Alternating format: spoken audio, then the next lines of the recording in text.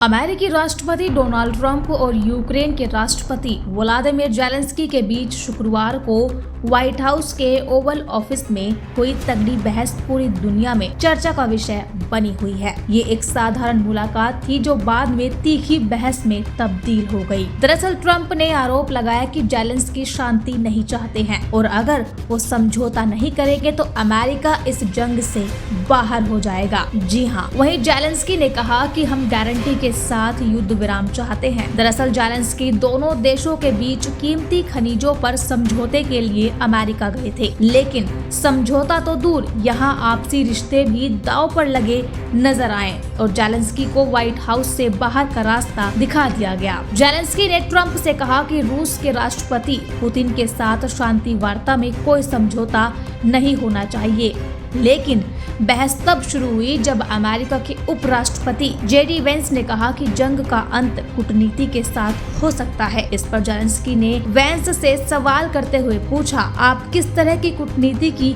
बात कर रहे हैं? इस पर वेंस ने कहा, मैं उस कूटनीति के बारे में बात कर रहा हूं जिससे आपके देश में हो रही बर्बादी रोकी जा सकती है। वेंस ने ये भी कहा कि क्या मीटिंग के दौरान आपने एक बार भी शुक्रिया कहा? इस पर जेलेंस्की ने कहा कि उन्होंने कई बार शुक्रिया कहा। इसके बाद ट्रंप ने जेलेंस्की से कहा कि यूक्रेन बड़ी मुसीबत में है, आप इसे नहीं जीत सकते, लेकिन अगर आप हमारे साथ हैं तो आपके पास एक मौका है कि आप इससे बाहर आ सकते हैं। इस दौरान ट्रंप ने ये भी कहा कि हमने आपको 350 अरब डॉलर दिए हैं, सैन्य उपकरण दिए हैं। अगर हम सैन्य सहायता नहीं देते तो ये युद्ध 2 हफ्तों में ही खत्म हो जाता। ट्रंप ने कहा कि आप पुतिन से नफरत करते हैं और दूसरी तरफ से भी पसंद किए जाने वाली कोई बात नहीं है। आप चाहते हैं कि मैं सख्त हो जाऊं तो मैं दुनिया में किसी भी और इंसान से ज्यादा सख्त हो सकता हूँ, लेकिन इस तरीके से आप कोई डील नहीं कर सकते हैं। ट्रंप ने जेलेंस्की से युद्ध विराम की भी बात कही और कहा,